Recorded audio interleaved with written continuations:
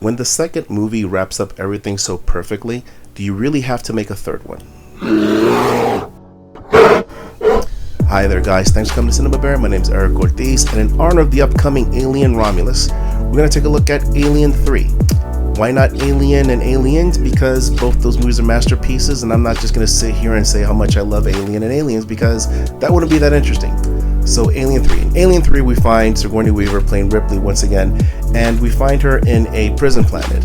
And all the characters from Aliens that she spent all that time rescuing are now dead. In terms of the directing, this was actually David Fincher's first movie, and a lot of his style is very much in this movie. The camera angles, the way he uses the widescreen aspect ratio, the use of color, you know, that David Fincher green and yellow aesthetic, almost like a sepia tone filter all over the movie. It's all over this film, and the movie looks cool. The movie has this nice, almost, I don't know, like a charcoal painting thing about it, where looking at it, you're engaged. That said, after a little bit of time, it just doesn't feel that interesting, and you have all these actors in this prison planet with very heavy accents that are kind of hard to understand, and you never feel connected to any of them. Part of the problem is, as I understand it, is that this movie had a lot of issues in the script phase, and they just were never resolved during the course of production. That being said, for a first-time directing effort, I can see the talent, but I can also see how that talent was restricted. Either time, money, or whatever it was, this is not the David Fincher that we know, which is why he's pretty much disowned this movie completely. In terms of the acting, overall it's okay. A lot of these character actors are trying to make this work, but it doesn't really come together. This is actually, I would say, Sigourney Weaver's weakest take on Ripley. That confident, energetic person that we saw in Aliens is just not here. It's almost like a broken version of that person, and it just feels a little bit mopey and monotonous after a certain amount of time. Like, you just want her to stop complaining and be more proactive.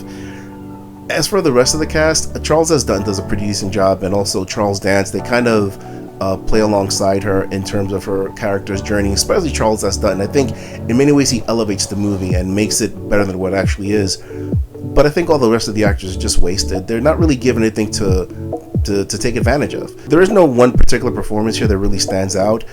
I would say it's a respectable effort, but ultimately just an effort that could have been used on something else. One of the great things about this movie would be its cinematography. The movie looks very unique. It looks very different than the other Alien films, and for that I'll give it some credit. I did like the chase sequences. I did like the use of smoke and the use of atmosphere. It's a very, you feel like you're in this location. It's a very well worn down and lived in prison.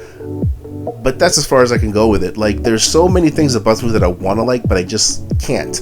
Another great thing about this movie is that it is David Fincher's first movie, and it was a rough start. But then he went on to do bigger and better things. Gone Girl, Fight Club, The Game, Social Network, Benjamin Button. I mean, there's probably like 5 or 7 other movies that I haven't named, but the guy is a phenomenal filmmaker, and he started with Alien 3. So if we can go from Alien 3 to where he is today, I think that's something that we can all look at and say that, hey, you know what? We can all make it. And full disclosure, there are 2 versions of this film. There's an extended earlier cut that has more of David Fincher's vision in there, and then there's the theatrical cut that we eventually did receive. Neither one is better than the other. I'd say the Fincher cut might be visually more compelling and has a little bit more of a subplot that might interest you in some way, shape, or form.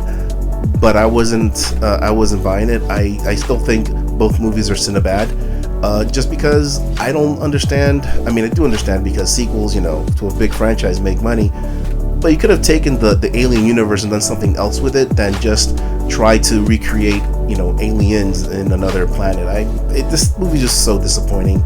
And yeah, that's my honest take on Alien 3. I'm super excited for Alien Romulus. I love these first 2 movies. Alien and Aliens are just fantastic. You can watch them back to back and have an amazing experience and just pretend this movie just never happened. Really cautiously optimistic for Alien Romulus. I have not seen the trailer. I have not heard anything about it. I kind of want to go in there as blind as possible because that's the best way to experience the movie in the theater, just seeing it fresh for the first time. But before I go off on a rant, that's my take on Alien 3. Thank you so much for watching CinemaBad, and please like, subscribe, share, and I'll see you guys for the next one. Take care.